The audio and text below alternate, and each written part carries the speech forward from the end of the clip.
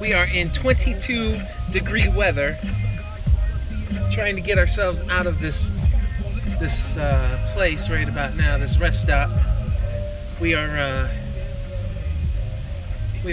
about 2 hours from our next journey and our next stop. We'll be doing a live video when we get to that next stop. So I can't tell you who that is, but we yes, okay. So if you guys can see where we're at right now, we are not in a place. We're like driving in grass, right? This is comical. So if you guys are there, I can actually see you. Maybe you can see me, but hey, Malav, shalom, man. Hold on. I'm good. I'm good. Isn't this the way out? No, that's not the way out. Are you sure? That's all grass, Mom. No, it's not. It's a road. Are you? Yes, it's a road. It has a yield sign. Chris, there's a car coming. Okay, all right. You think this is the way to go? Where's the road? Right here. Okay, you see the road. On? Okay, all right. There's the yield road. Okay, we're moving.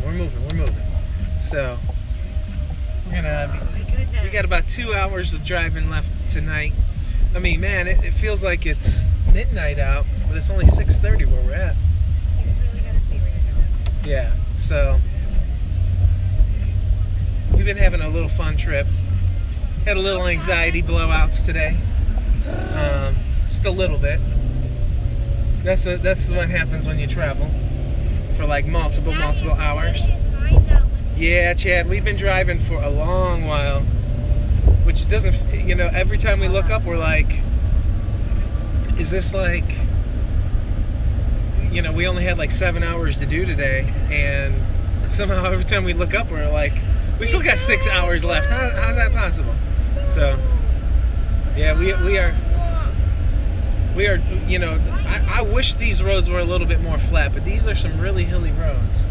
So, it would be fantastic if it was pretty hilly. So, man, I wish I got to see your show last night, Chad.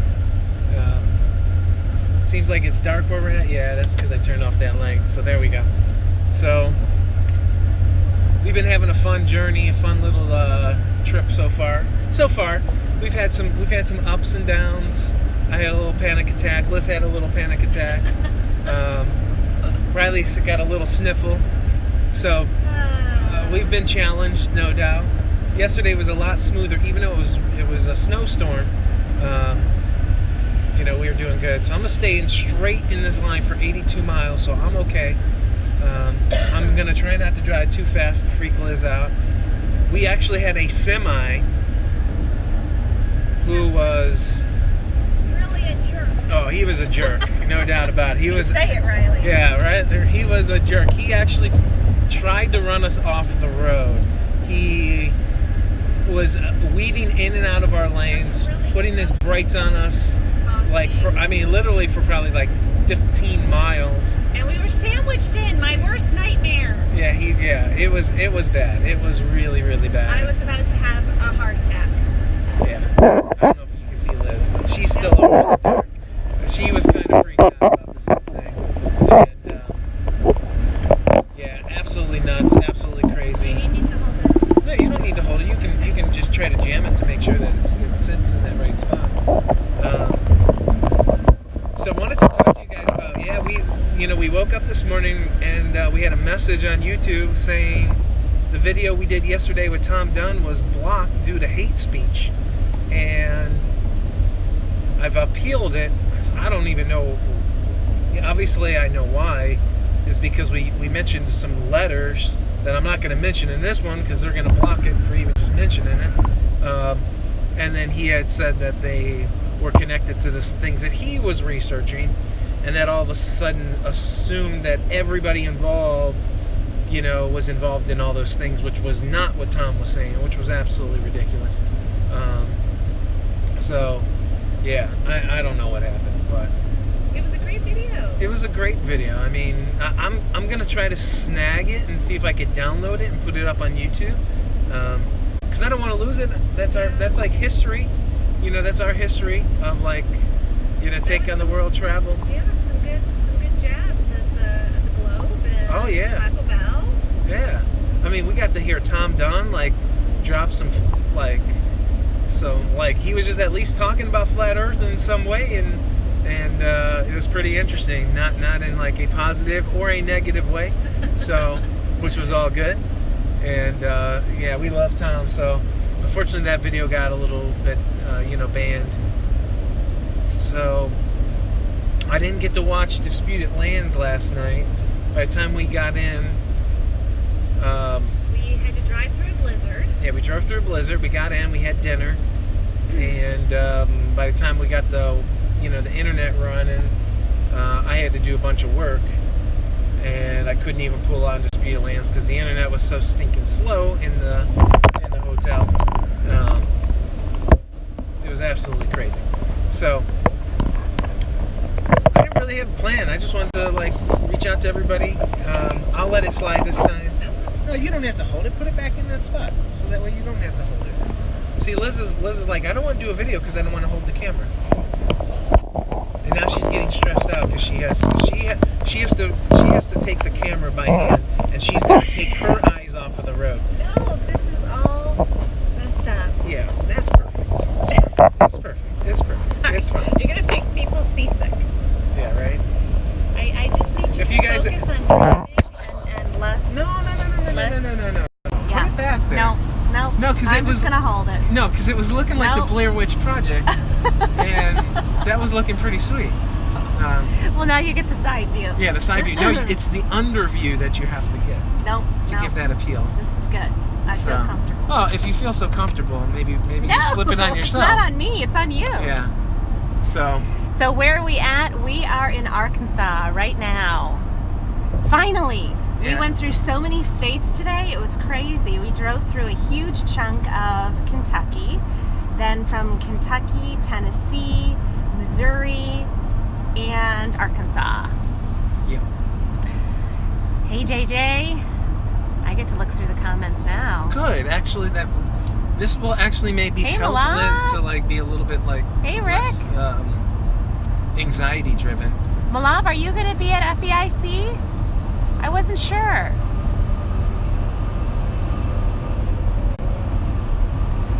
We're trying to find out how many of our Take on the World friends. And look at this. This is what they do to us.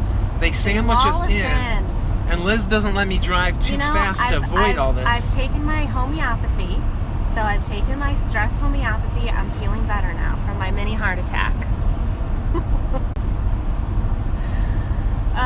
That was bad. That was really bad. These semis aren't aggressive right now. They're just minding Hey, if their you're own going to talk, business. you could put it on your face at least. No thanks. Hey, Dee. The one thing I want to ask you guys, do you guys have we went to a couple places in Kentucky. They were one was called the Peddlers Mall, and then the other one was... what was the other one? Peddlers Mall, and was it a country flea market? Something like that? Do you guys have in your states, indoor flea markets where people put stuff on consignment? Sell just odds and ends, weird stuff, and, toys and collectibles and DVDs and CDs and all things that are, sort of obsolete now. So we had spent the day in a few of those places. Yeah, we spent the morning. The one in Owensboro, so we spent the night in right by John Hall, Kentucky. Yeah, it was crazy. We drove right past where they held the Blood on the Doorpost conference. Yeah, and back in 2017, right? That was 2017. Yeah, 2017. April so of right, 2017. Chad, right by the Panera Bread man, right by the scene of the crime of the early beginnings of Take on the World, and so we wanted to shoot a video there and do a grounds walk, but it was so cold today. We were just in and out of stores, and it's freezing. Yeah, and today. I'm just wearing this light jacket, so and being out in that snowstorm yesterday, I think Riley ended up getting his sniffly nose from that, but he's been fine. He's been good all day. I don't even know what he's doing back there. iPadding it up. Yeah. He's been bored all day, put it that way. So, Oh, and look, yeah. So why don't you show them? This is what Liz gets really freaked out about. This is my view. I hate it. Yeah. I hate it. I don't know. Like, I'm gonna just stay back here, let all this drive down, and So relax. Malav, yes, coming from Chicago, yeah, you would have taken a similar route. We thought about potentially going through Chicago, but then a few other people were like, don't do that route. And Chris loves to go to these flea market, you know, have these cool places. You never know what you can find. He is the king of buying and selling things. Christian CDs mostly. Yeah, Christian CDs, but even like old vintage toys. He's got an eye for the vintage things, like the 80s and what are some things that we have like now? G.I. Joes. Yeah, G.I. Joes, Ninja Turtles. I don't collect that stuff, so don't think I'm super weird like one of these adults who collect these things. I just sell. You just sell to those I just weirdos. sell to those guys. And if you are one of those guys, you're not really You're weird. not a weirdo, Joe. Because you're giving me money, so it's all good. It's all good. There's a really funny Saturday Night Live clip that I had just recently saw, where it was about Star Wars collectibles, and it was so funny. You have to Google this just Star Wars Saturday Night Live and commercial is what you want to put in.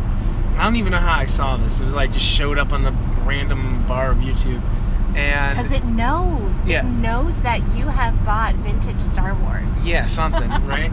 And it was so funny because it was for the new movies and the pitch for the new toys, and it was the people that are in Saturday Night Live, they were playing kids, and then perfect for kids, and then it's so funny because then it says and us too, and it's these older nerdier guys, and the whole thing is about playing with these Star Wars figures, and then Or keeping them in the box.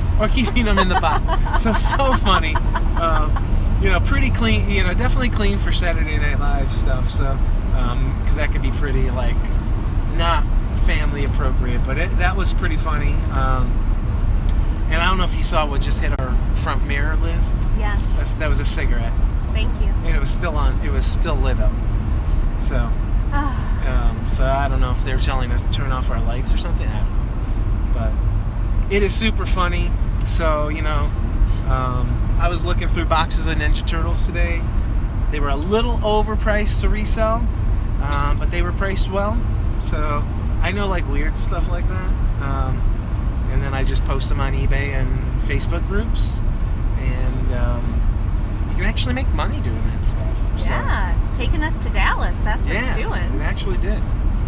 We used what I call my picking money to be able to afford this trip, because Robbie didn't pay for me to go. Even though he put me in the front line of all those speakers, which I'm still like, why did you do that? He didn't pay for my way to come down, and he's not rolling out a red carpet for me. He's letting us have the VIP dinner, but we have to bring our own food. So yeah, that's Robbie. No, we're not. No, he is letting us No, eat. we love you, Robbie. But we have to share a plate between all three of us. So No. that was my G.I. Joe money. I actually got this. We had this huge lot of G.I. Joes this year, and this lot was it was like 2 or 3 totes full of figures and vehicles. It took me back to when I was a kid, and we sold everything in there for a little over $1,000, And the tote cost $7? Cost $7 at a garage sale. Yeah. So what's been, everybody who's watching, because everybody goes to a garage sale. What's been your... Not on Shabbat, they don't. Not anymore. Well, Thursday's the day to go on Thursdays. garage sales. Mostly, Chris, you know that. Well, remember when we were talking to Tony, and Tony's like, I never even heard that. You're just making that up about Thursdays. So if you guys don't know, Thursday, at least in Ohio, is you gotta get there in the morning, because that's when all the people come. Yeah. Right when they open.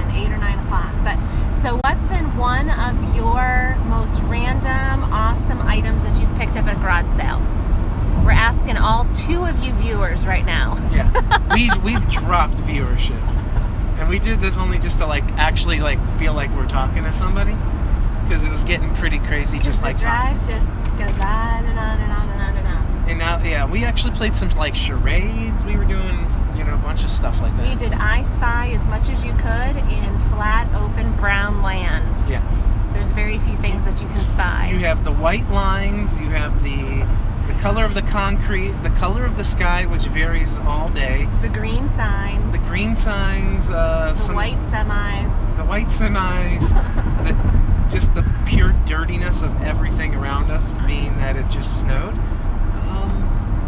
And that's pretty much it. Maybe the occasional new color of a car. So I Spy didn't really work out for too long. Chad, you never bought anything at a garage sale other than books. Okay, so what's the best book that you found at a garage sale? Chris, outside of the G.I. Joes, what's been the best thing you found at a garage sale of all time? Of all time. All time? Riley, you're saying G.I. Joes? Well, I bought this Christian rock lot. Oh, Judy picked up an old Jewish encyclopedia. I think I remember you posting pictures of that. That's really cool. I picked up a whole Christian rock lot from the 80s, and it had this album from a band called Crimson Thorn in it, and it was an original pressing, and Dad loves CDs. Yeah, so I bought this whole lot. Go ahead. Besides CDs.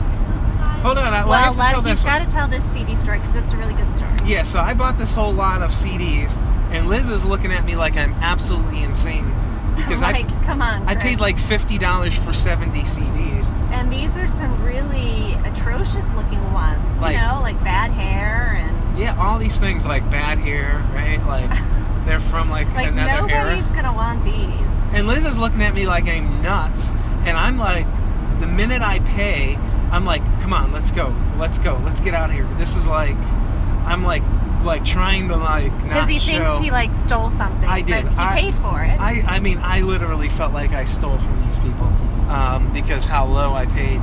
I could have been honest and said, hey, your stuff is worth so much money, but I didn't, and they had no clue.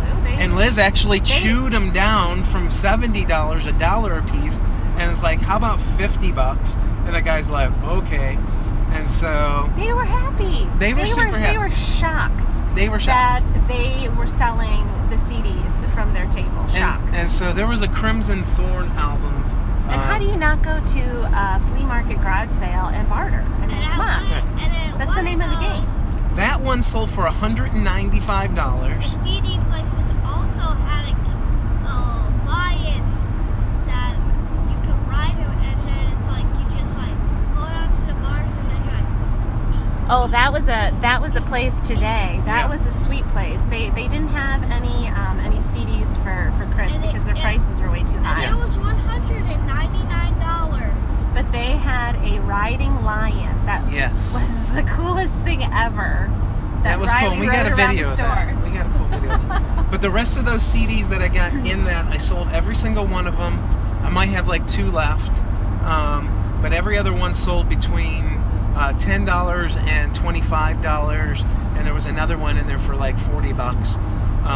So you turned $50 into almost close to over $1,000. So that was really cool. But that was CDs, so that's kind of boring. My best thing that I purchased, that G.I. Joe lot was really cool. We actually have a liquidation store that's right near us, and in the middle of the week they reduce all their things to 10 cents, 12 for $1 an item. So 8 cents really, whatever it comes out to be, and we've picked items in there that are worth a couple $100 for 10 cents. So that's a really cool place. So we've done really well there. So that's kind of really boring, Chris and Liz life that nobody really knows. That we sell on Facebook and eBay and do weird stuff like that. People give us stuff and we just sell it. Like, here, get rid of this for me. So we've done that for like now 2 years, and we've been able to use that money to like fund trips like this. Fun take on the world. Fun take on the world. You know, so we know that if we're doing it for the right reasons, you know, because we're not getting rich on this. Hey, Riley, calm down.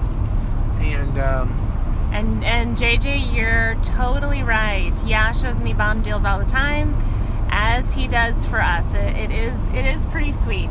And also we saw a really cool place that had a bunch of cars, and someone actually made a whole entire Jurassic put it right- Park T-Rex. Can't see Riley. And that T-Rex was made out of paper mache and hot glue. The antique mall was really sweet. It had a Toy Mania section, and the owner of the store is some type of an artist, and so he's literally created, I mean, Woody from Toy Story, and there was the Jurassic Park dinosaurs. Then there was Star Hulk. Wars. Yeah, I mean, these are like oversized, bigger than life-sized things. Yeah, it was really And sweet. I'm thinking I would love to be able to collect some like old, like early late 1800s, early 1900 Bibles. And I got some stuff there. But those are super hard to come by. My sister actually found two when she was here in Cleveland. These things were like covered in mildew, but they were so cool to go back and you know, look at these, you know, old, very old Bibles. But look at Because these cars. because of the artistry that's in there is amazing. So I don't know if you remember that, Liz. That was pretty But awesome. these are the things that I got. How do you put the camera? Well, They can't see, buddy. can't see because They can't it's too see. dark. Riley got some Matchbox cars. Hot So I light. want to ask you guys. They're hot white. Well, I'm going to ask you guys. What do you guys collect? You know, just some of you guys. You know, I know we've heard like some people have bought an old Jewish Bible, some things like that. What do you guys collect, or what did you collect? Or maybe come into deeper truth, you gave up your collections because you just realized they were fruitless and they were just something to kill your time when, you know, we just need to be jumping into His Word a little bit more.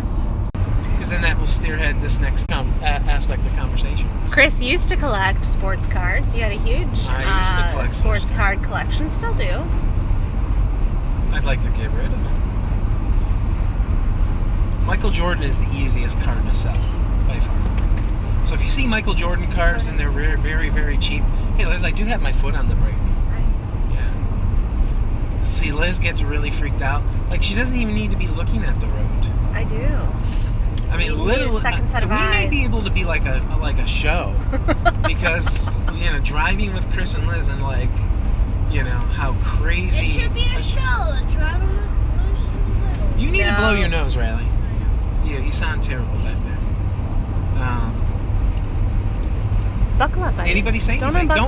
Don't watch that. Watch the comments. I'm asking the people, and Liz is So definitely staring D at the collects shoes. shoes. Yes, well, I can give you a little tidbit of information into that. So, back when I used to design all sorts of organizational systems. I have my interior design degree, but I graduated from college 2 weeks. Please put your headphones, put that in first. I graduated 2 weeks before and had some awesome job prospects, and they all fell through when everything happened and our whole, you know, world got turned upside down. So I took a job with a company called Closet Factory, and Chris, that was Maria calling. Oh, See, she's on it. all right, we'll get back to it.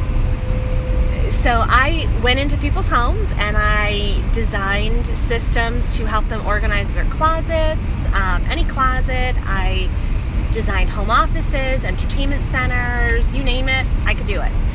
But what I always found interesting, I mean, I would go into some primo homes where, it was a sight to behold. And so the average woman usually has around 40 to 50 pairs of shoes. And for men, the average is like 12. Now, I know for me, I probably am upwards of that average. Although You have 40 pairs of shoes? No, I've tailored them down to what I really wear. You must think we're rich. But Like what? I have literally counted over 500 pairs of shoes for one woman, and I designed a whole entire shoe closet for her shoes. And I also had another client, a man who had 250 pairs of shoes, and I had to count them all. Were they like sports shoes, or were they? No. They were like, just like work shoes, like really nice going out for shoes? men, for both. For the men. Yeah, they were every single type of dress shoe imaginable that you've seen, in all different colors and different styles. So that tells me a little bit about this guy. Yeah. Yeah. So if you're catching my drift, the thing that got us banned from Tom Dunn's video, yeah, you know what I'm talking about. So. Now, what? So Dee had close to 200 heels, just heels. Yeah, I believe it. I definitely believe it. Hey, Patricia, the owner of the company that I worked for. Patricia's got some shoes. So, Patricia, we're talking about collections and what you may have collected in the past. And so Dee mentioned she used to collect shoes, and I was telling how I used to have to count shoes to design organizational systems, closets for people in my past. But the owner of the company that I worked for, she actually designed all of the closets for LeBron James, because he has his main house when he was a Cavalier, and still has it, in Bath, Ohio, which is about 40 minutes from where we live. And his house is like a compound. So it was crazy. And he has, separate shoe closets where she's designed multiple of them, because he literally gets a shipment of shoes every single day. It was insane. And yeah, so she said his place was wild. But here, you want to know something crazy? So LeBron, how much money does he make, Chris? Back then? Back then? I mean, he probably was making $40 to $50 million a year in endorsements, and probably had a $15 to $20 million a year salary with the Cavs. Okay. So you're looking at somewhere, upwards of, somewhere I would estimate between 50 and 75 million a year. And guess what? He went El Cheapo with his closets. Just simple white melamine shelving. I was surprised. The shoes that he put on it are worth more than the closet. Oh, for sure. Probably like 2 pairs are worth more than the closet system. I mean, he wasn't putting in he was putting in his shoes that he was wearing that he was getting for free from Nike. Who was the one coach of the Browns? Was it Bill Belichick? Name some other Cleveland Browns coaches. I mean, Bill Belichick was like in the 80s. Okay, so or 90s with the who was like after him? I don't know. Well, anyways, I've been in his house. Butch Davis, that's who it was. Yes, that was his house. I remember, yeah. Yeah, I didn't design his closet. Somebody else bought the house, and I went in there and added to other stuff. But his closet was done super nice, solid wood, all sorts of beautiful's. And then he got fired the next year. Right, and so that's why somebody else bought his house, because he sold it. Yeah, so Liz used to do closet design. I used to hobnob in the rich and famous closets. Yeah. So 40 pairs of shoes for women. Oh, Dee, you lived in New York City. Oh man, I can only imagine the closets in there. Or even just the type of shoes you were able to purchase back then. Like in New York City. Yeah. Yeah, I've seen some beautiful Jimmy Choo shoes. Never owned a pair, but boy, they're beautiful. That's like, so collections, I think there's like a people who collect things, and I've been one of them, you know, the OCD-ness of collections is crazy. I think there's a realm there, you know, which I'm not saying they're bad, because I was that guy. You know, I've always collected something or found, you know, some hobby. Ugh. You know, but I think when it comes to, I just need to close my eyes. You just need to like. My eyes. No. Flip this over. Oh. Like, how is that stressful? I'm like 30 feet from a car. Oh, it's just stressful. Just they put on their brakes. They put on their brakes, and then I that just get freaks so, her out. so, And then so I put on my stressed. brakes, and then I don't even get anywhere remotely close, and there's nobody behind us. You know what? I will tell you guys this. It is extremely hard to drive with Liz. It's 70, and why don't you pan right over here and look at like the speed that I'm going? Like right here. I am going under the speed limit, but somehow I'm like a really aggressive driver, and I don't get it. But that's me. I hate nighttime driving in an unfamiliar territory. Yeah, but nobody really in cares. Walls of semis. You know, nobody really cares about that. I know. We were I'm talking a about, like, broken something that record. I'm a broken record. You know, I know. We were talking about the most interesting thing, which I was just need to people's close my collections. eyes. Yeah. I need to close my eyes. Yeah. Thank you, Mia. Thank you. Other people share my pain. But you see, okay. Mia drives in like really terrible weather. Okay. But do you stop? Do you continue driving through the night with aggressive semis whipping all around you? She pulls off to the road and then goes hikes up a mountain. What are you talking about? She'll go driving probably in the deep parts of, you know, Timbuktu, crazy town, and then go climb a mountain and camp out somewhere, right? So I don't know. My poor heart can't take this. I think you guys are being awfully very nice to Liz.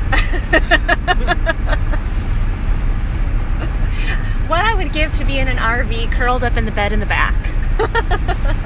So then when the accident happens, you know, then you're I'm done. Then you're surprised. I'm done. I just rest in his presence. Of course, that's a good topic. Where do you go when you die? Do you go to heaven or do you go to sleep? Man, you're really, I mean, Liz is dropping some theological, like, deep thoughts over here. Well, you had deep thoughts with Chris last night, so. I don't know if I'm not ready to do that. I was just, like, having some fun. To, like, kill this, like, 2 hours. Okay, so what's our arrival time? It still is, like, 2 hours. Like, how? It's less than that. Remember, this is 10 minutes slow. Okay, 10. So it's like 2 we're hours like an minus hour. 10 minutes, but yet we've been talking probably for, like, 25 minutes. Let's just call it an hour. No, we're not. I feel like we're never gonna get there. Yeah. But we're actually gonna do a show when we get there. We're gonna do a secret show to the secret house that we're getting to, and I'm gonna do a secret like filming, even if they don't want to be filmed. So I'm gonna do that because I really wish that Tom Dunn's video was up. So what I really wanted to do was like put all this on a DVD because it's all such riveting information, and you know our travels. So Chris, let's talk about this. Where do you go when you die? Oh, Patricia says, "Isn't it Sheol?" Where do you go? You're gonna go. Well, what is Sheol?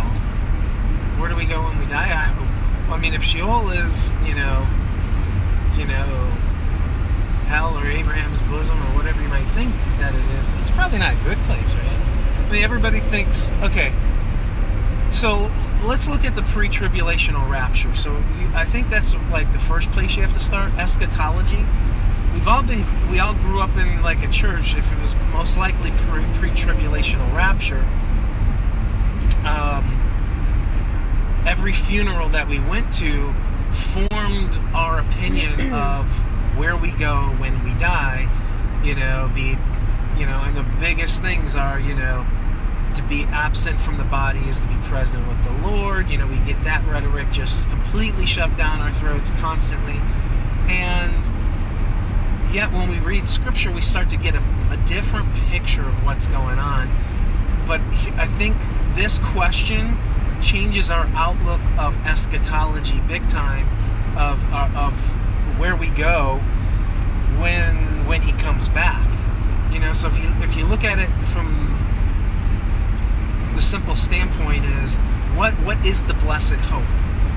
Most people believe in the pre-tribulational raptures. The blessed hope is the Lord is coming back for us, before the tribulation, so we don't have to endure this great persecution, this great tribulation of a 7-year tribulation. That is not what the blessed hope is. The blessed hope is that He's coming back for us, and it doesn't give a timeline, and it's all in context of so many other things. Like when they asked, in the parable, said where Martha spoke and said, talking about her brother, said, I know I will see him again on the last day. So all throughout Scripture, you get the realm of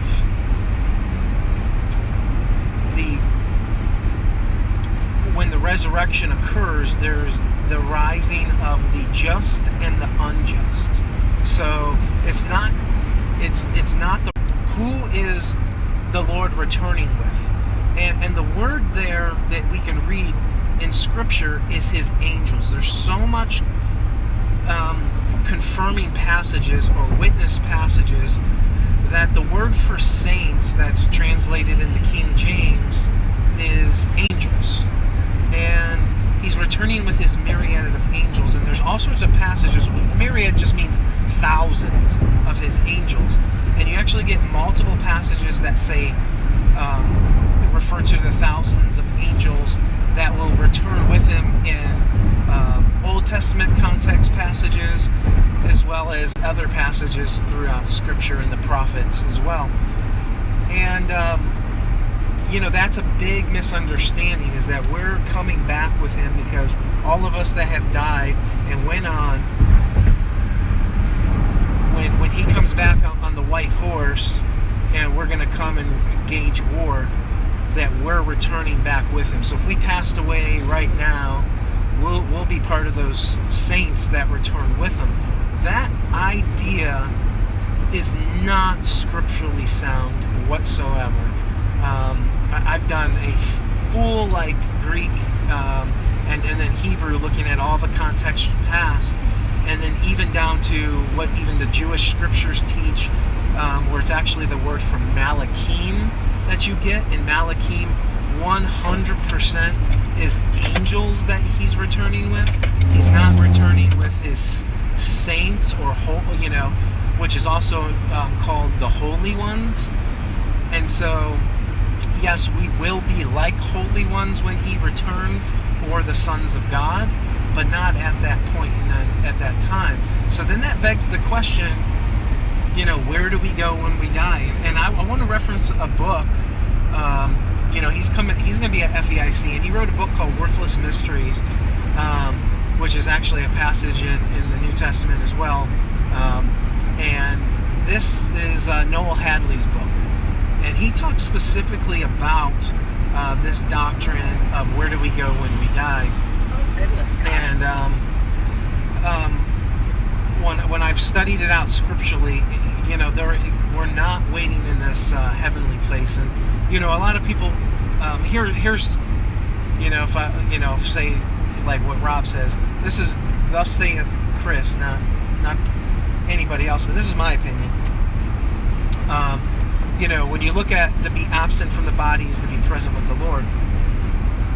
Paul says, I'd rather be absent from the body and be present with the Lord. He's just saying, I'd rather be absent from this body and be present with the Lord. That doesn't mean what we think that it means. Will be. Now, I will say it can absolutely mean that at the same time. Well, when you study where we go when we die, you will see sleep and the deep sleep referenced. I mean, it is hundreds of times throughout Scripture. So we get the whole church just ignoring, sleep and all these things to perpetuate this idea that we go to heaven and then we come back. And that's just, you just can't really technically find it So here's my opinion on it.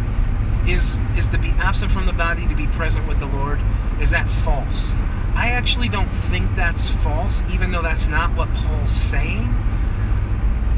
When I understand what time is, and this is thus saith Chris, I can't find, scriptural passages to, fully confirm, my thoughts and opinions on this. So I'm not a theologian, I'm not a Greek scholar, I'm not a Hebrew scholar.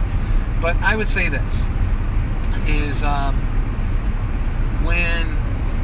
when we pass on, we know that we will rise again on the last day, the just, those that are believers, and the unjust, those that are unbelievers, and we will be judged at that point in that time, right? So we see that scripturally. That is not like really technically debatable. It is all over the place that's when we rise. So you get this weird idea that, well, it's the spirit or the soul or it's it's the physical body that's actually going to raise on the last day and come together. That's what the pre-tribulational rapture people, they actually think, because to cling on to the rapture before a tribulation, you actually have to believe we go to heaven when we die. So if you're like post-trib, or if you're mid-trib, or you're anything but pre-trib, but you still think you go to heaven when you die, you got to rethink that, because all of those doctrines come from dispensationalism. They really truly do. And so it's not just dispensational in regards to the law, it's in regards to our eschatology, our doctrines where we go when we die. It's all that stuff is super connected. So back to what I would say is Yahweh exists outside of time. Okay? There is no time table for him. He is the beginning and the end. He has no beginning and he has no end. He is timeless, right? He is he's like those timeless classic tales. This guy wants me to get over. So he's slow down. You're good. We're good. And so he's timeless, right? So I think we can all agree that that was not even close to being close. She just freaked out about nothing. No. Somebody merged. It was like somebody was just merging in and I let him over. No. And it was like, oh. It was 3 things at once. Yeah. And then I'm doing the video, which freaked her out. By the way, hey Emily, can't wait to see you too. Emily. So here's my stance. Yahweh is timeless. He has no beginning, he has no end. I think if you agree, right, agree.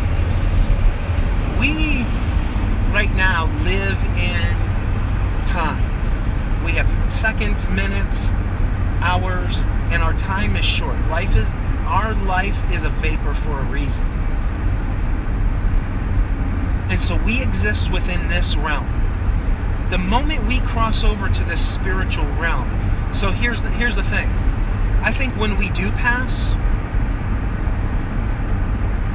we are immediately with the Lord right then and there. Not in our time, but in his time, which already the end has already, everything has already taken place. The end has already ended. And I think if he lets us be conscious for any of that time, so this dispels all the myths of ghosts, this dispels the myths of all these things that we're told is happening, because I believe most of that activity, or all that activity, is most likely demonic, even when we think it's like, good. And I know a lot of people bash me for that, because they're like, I received a phone call from my husband when he died, and it was the most encouraging thing that I ever had. Look, I don't know what happened there, but I think there's a lot of demonic activity in that stuff, because scriptural speaking, I don't think we're conscious for any of that aspect, but that doesn't, we are dead to this world at that moment, and we become alive spiritually, and I believe that's when the end has already happened for everybody already living. And so people always come back to, well, who are the 2 witnesses? And did Enoch go to heaven? And did Elijah go to heaven? He was transported to heaven. Look, I believe he was shown that stuff, but you've got Elijah, who was taken, who's writing a note to the kings like months after he was taken. You know, what is he teleporting back and forth? Something different is happening, and the scripture says all men, will die, and even Enoch is extremely interesting as well. It says he was taken. We automatically think that he was taken to heaven. This is a place where we're set to be in. And I do know that Job, obviously, the aspect of Job, and I don't know the full context of. Can I keep one hand on the wheel? Yeah, the story of Job. Wow, Liz is like, wow. I know you love to talk with your hands, but just one hand on the wheel. That would be helpful. The story with Job is interesting. And I don't know if, there's a lot of debate whether the story of Job is actually a real story or just a story to reveal things. I'm not going to go there. I'm not going to say my opinions on that because both arguments for it are really interesting. That's kind of my stance on all of that. There's a fantastic article I can send you guys that I was working on, and my one hand is on there, and I can actually send you all that stuff. That was like stuff we were doing, like pre-Take on the World.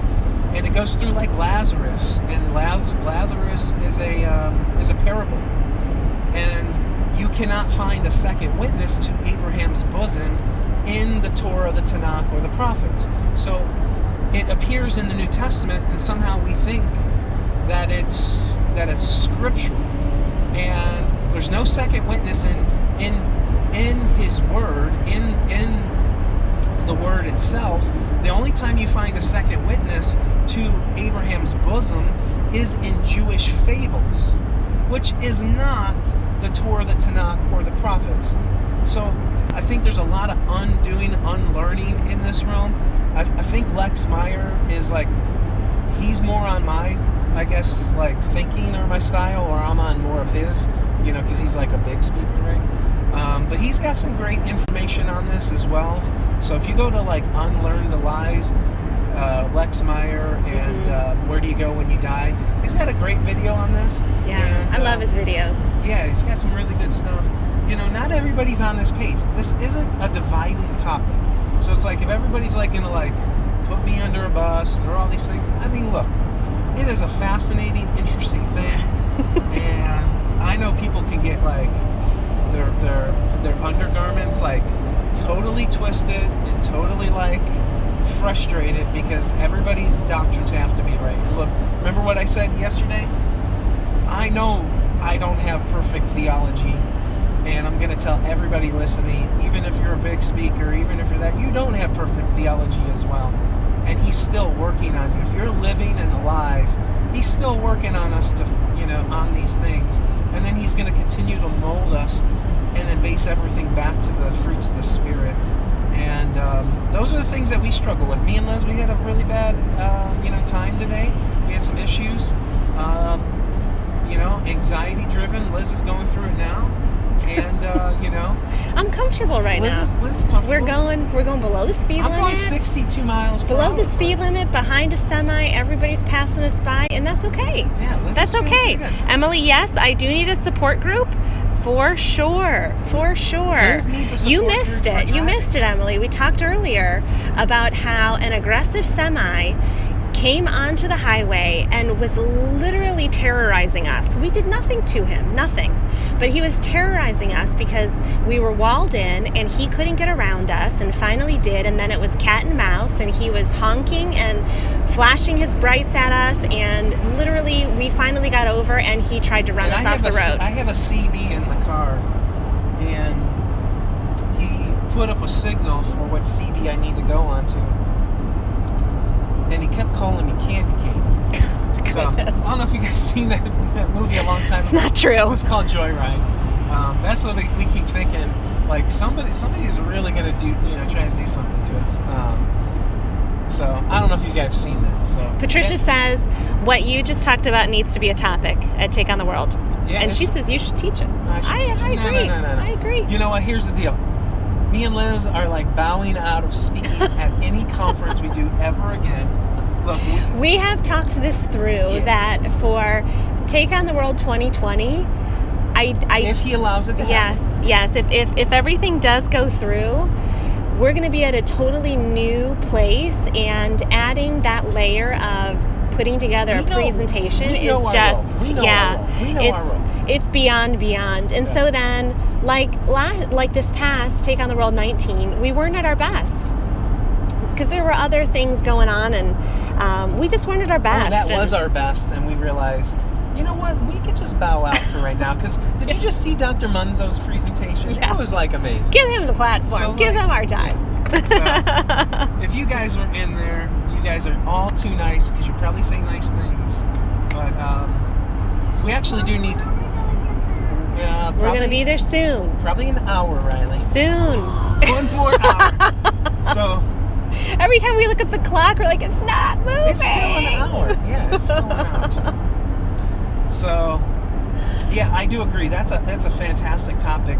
But what we want to do at Take on the World is not only just, teach that stuff, different things, different topics, which I think is great, but it's time to equip each other. I mean, we can only walk in, all these truths so long of just keep regurgitating the same information over and over and over and over again. Now, bear in mind, new people are coming in every year, and they absolutely need that. So obviously, we're still going to do that. But it's time for us to, step up and do more equipping. Like, hey, Riley, come on. And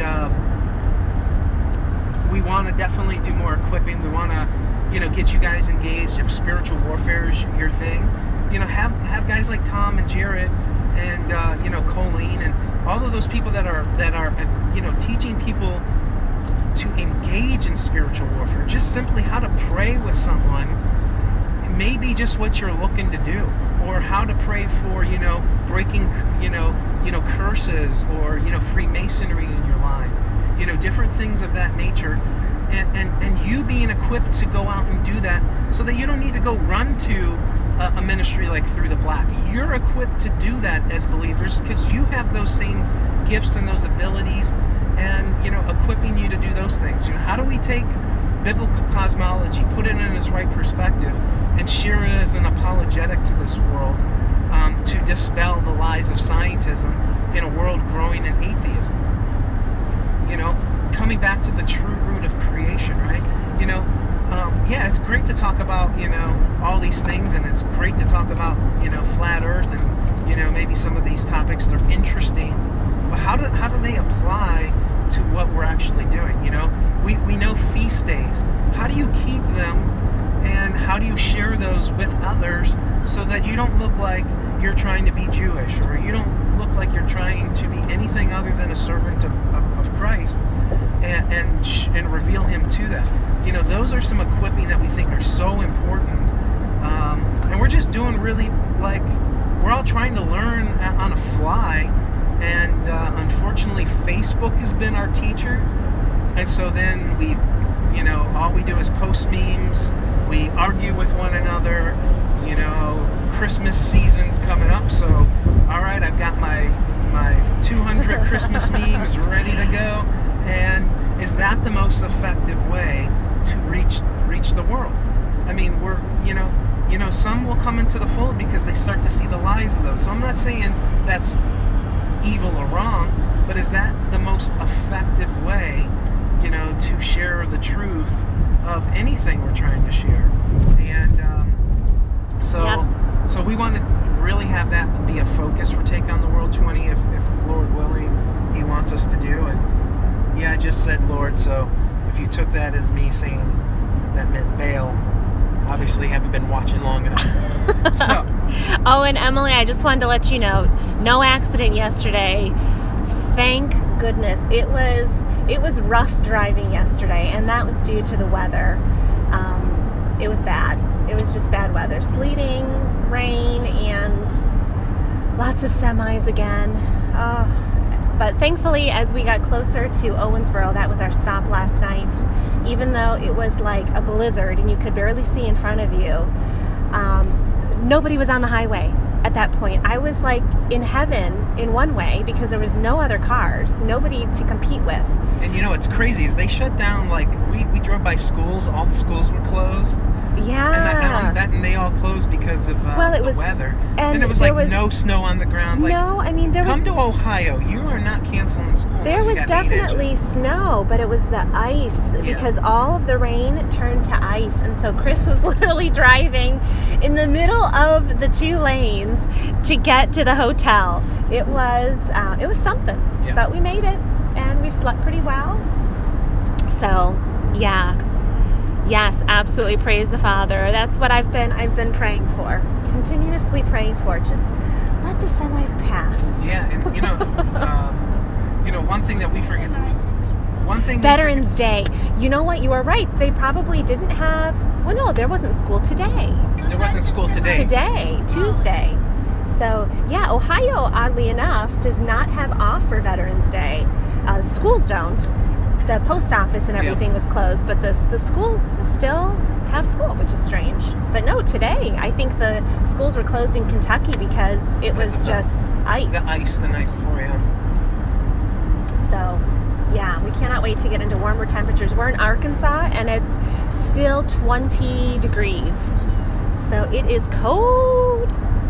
And we really thought we were leaving Ohio to escape all this. Yeah. I know we will once we get to Dallas, and then on our trip back, hopefully it's going to be much warmer on the way. Yeah. So Chris has been wanting to stop in each state in like the rest stop areas or wherever we can. We will stop it. We brought a bat and we brought some balls and some mitts, and we were going to take some video and picture of Chris and Riley throwing the baseball in each state, and we're going to start plotting that on the map and see how many states we can get to. Of course, my preference would be let's fly. Yeah, and one day I have this really serious hope that me and Riley will complete so many of them, and then he'll one day have a son, and then he's gonna call up his dad who's in a wheelchair, and I highly doubt that. Hopefully, and he'll call me out with his son. And we'll do the final 2 in Alaska and in Hawaii. He'll call me out. We'll complete all 50 states. He'll have to give his dad some tranquilizers to get him on an airplane. Right, because I have Liz's I inherited Liz's anxiety of driving into flying. Now, okay, so here we go. Liz, okay, in all fair honesty, Liz was hit by an ODOT truck driver. Yes, I was. So yes, so I didn't even talk about that yesterday when I was talking about my PTSD. I was driven off the road by a semi in Ohio, and I was in a teeny tiny car. So yes, that for sure has stuck with me. But I totally forgot. The first year that Chris and I were married, I was doing my sales. Oh, and that guy stopped. Everything's okay, Liz. Okay. There's a guy stopped on the road. But then all the semis have to stop around him. Just slow down. It's okay. It was January. It was a horrific snowstorm, but I was in sales and I had to drive to a client's house. Even though they closed down a highway, I was halfway there. So I'm like, I'll just keep going. Why not? Got to the client's house and, did what I needed to do. But then there was a secondary appointment. So I was driving sort of the back roads in that same teeny tiny car that I got driven off the road with. And I was going literally like 5 miles an hour because the roads were not plowed very much at all. And this was the snow belt area of Ohio, lake effect snow. Literally, it was probably 18 inches of snow.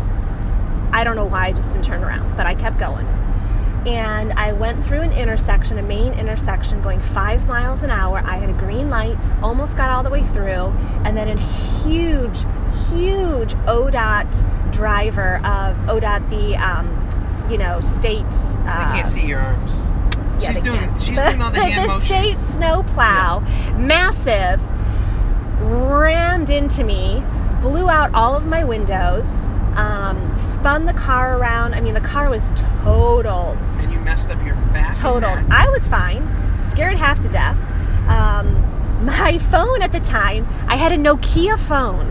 I don't know if anybody ever had that like blue plastic Nokia phone. They had the antenna that you pulled up. This was, let's see, 2003. And I called 911 on my Nokia phone, and it did eventually patch me through. But once I called 911, the phone shut off. I couldn't call anybody else. It totally locked out everything. So bizarre. And luckily at that same time, I walked out of the car to just like get my bearings, and a police officer who had just gotten off duty pulled up, lent me his phone. I was able to call the office, let them know I was in a bad accident. She didn't call me first. I had to call them, and then I'm like, I have to call. Then they called me. They called Chris. Yeah. Poor Chris. Because the officer then called an ambulance for me and took me to the hospital, and I was in the ER, and they did x-rays, and oh man, it was awful. Yes, Chris, that still sticks to me to this day. I had to go through physical therapy for that. Now, and a lawsuit. Okay, so now flashback a year earlier, 2002, we were on our honeymoon in Riviera Maya, Mexico. And this is why I don't fly anymore.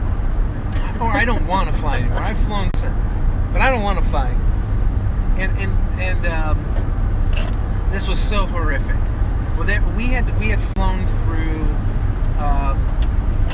We were getting ready to fly through a hurricane that year because we got married in September. Yeah. And September always, in those regions where, Riviera Maya, in the Gulf. Yeah, all those areas that's hurricane season.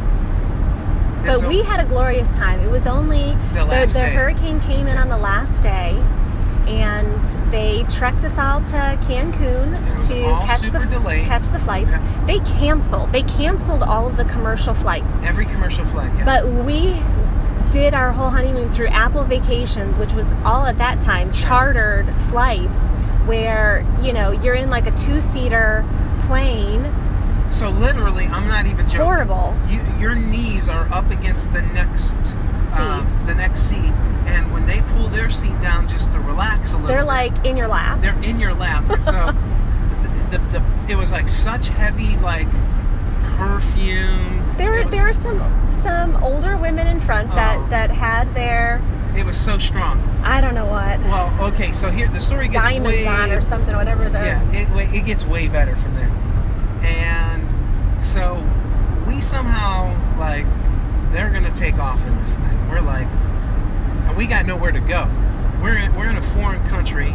We don't speak Spanish. Nobody's, like, speaking English. And we had to take the flight. We couldn't deny the flight, so we had to take it. Because then there would have been really nowhere for us to go, because there was, like, no adjoining hotels or nothing near or close. And there was no Apple person at the Apple desk. Yeah, and we were young, and we didn't know what to do. So and our cell phones didn't work there. So, that's 2002. Times have definitely changed. And so we start to descend, and the... Ascend. Yeah. Yes. Well, and you're drugged up on Dramamine. Yes. And it is... And they warned us. The captain warned us that it's going to be a bumpy ride. It's going to be a really bumpy ride. But we're going to get through this. So here's what happened.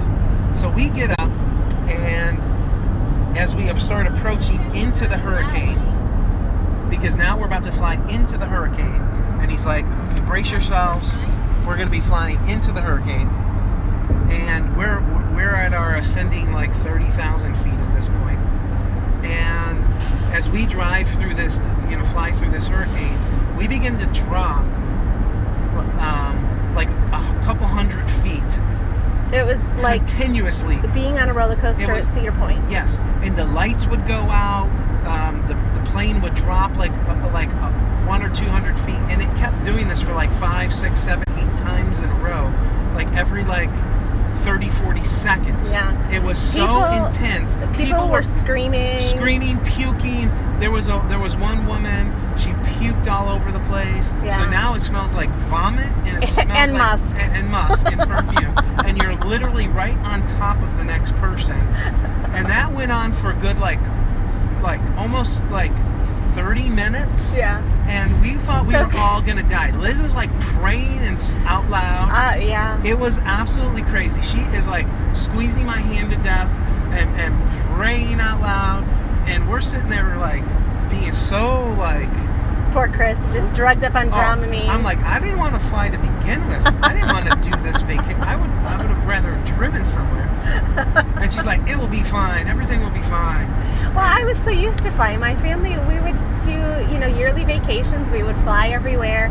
I mean, I've been in, so we went on a cruise, the Caribbean cruise, and so we plane out of Puerto Rico, where, you know, you have the movie and all of that. And we went through an electrical storm, and so we dropped a lot in that flight. And you know, the emergency lights came on, and the oxygen mask came down on us, and so the oxygen mask fell down on us as well. Everything dropped. So I was familiar with it, but I was young, and it didn't really affect me the same way. And they were telling us to get our. Did we get our life preservers in front of us? We almost did. No. Because we were flying over water. That was the crazy part. We were over water. We were over water. But no, it wasn't. You know, that is why I don't really like to fly. I mean, that was such a traumatic experience. So I do understand why Liz is such a bad, you know, and sometimes, but.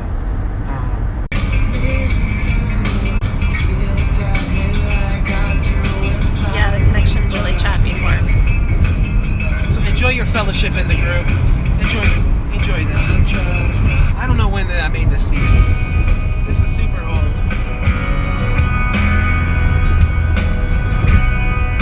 So we want to say thank you guys for coming. So there you go. Thank you guys so much. So like, subscribe, check us out. Take on the World TV. I'm gonna see what's. Shout out to Ohio, John Rubin, Reliant K. We already miss you. All my Ohioans. You know what it is. Don't be a nuisance.